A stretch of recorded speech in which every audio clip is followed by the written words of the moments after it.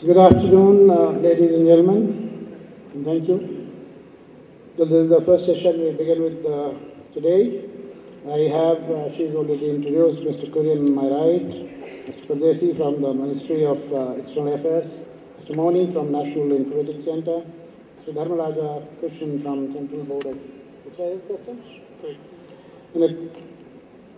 For the next 1.5 hours, we would be discussing the way forward for the movement of e-governance that has got created in India.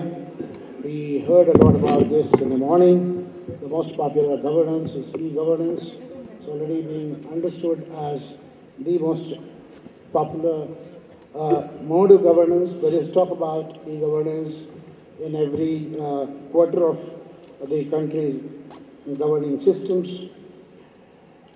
Before I talk about what the Government of India and the National E-Governance Program has done about it, I'd like to say that the proof of pudding is in eating, and any effort and any exercise about e-governance can be successful only if the fruits of this are tasted by the people who are standing last in the queue, the people who are at the bottom of the pyramid, the people who have remained distant from the mainstream of development.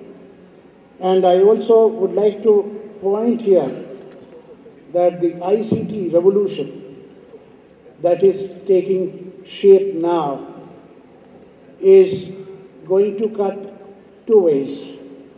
If we are able to connect the billion that we are, if we are able to create a connected India, it would make the country and its people take a leap forward. But if we are not able to connect with them, the divide that it would cause would be more serious than the divide which Industrial Revolution caused some time ago.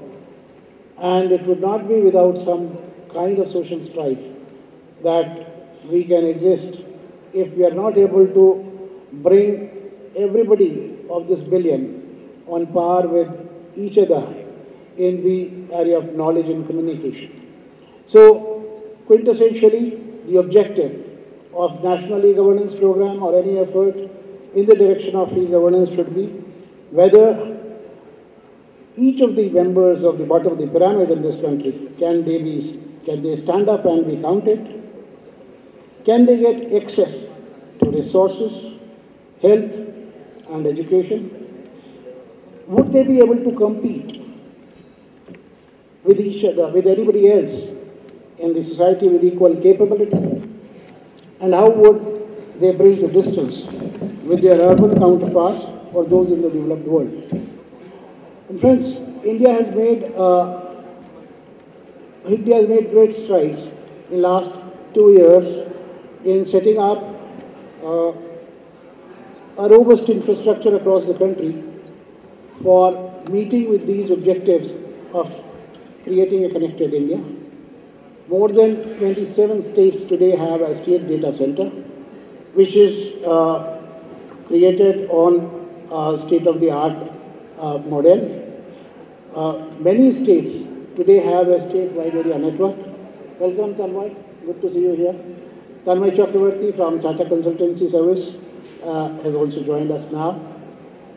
So what I was saying was that we already have state data centers as a part of infrastructure in more than 25 states, more than 27 states. We have a state-wide area network in more than 15 states, and it's growing, it's connecting. We have large number of applications which have been now running in many states, and as we go from speaker to speaker here, we'll hear out from there the experiments which have been conducted, the way they have been able to connect the people, and the aspirations that people feel are being fulfilled through this model of e-governance. We have today we have been thinking about creating a government cloud.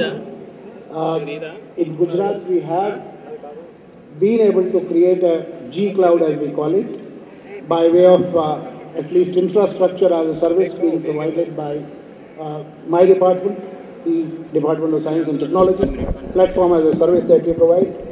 We have deliberately not moved towards providing software as a service with a view to leave each department as the champion of its own applications. The way forward, as I said, would be, perhaps in my view, getting the demand side, develop the capacity to demand the governance implications. We have been able to set up an intranet connecting 14,000 villages through a VSAT network. And last month we got the permission from the Government of India to connect it with the state wide area network. And by virtue of which today we have almost 50,000 nodes in our network across the state. We have created more than 120,000 email addresses on our mail exchange servers. And we have a workflow and document management system which runs across the government departments as a backbone for a large number of applications which sit on that. Now with that, I would like to now invite my colleague, Mr. Kurian, from the state of Kerala, IT Secretary of the state of Kerala, to now take this discussion forward and tell us about his view on how the governance will be taken forward.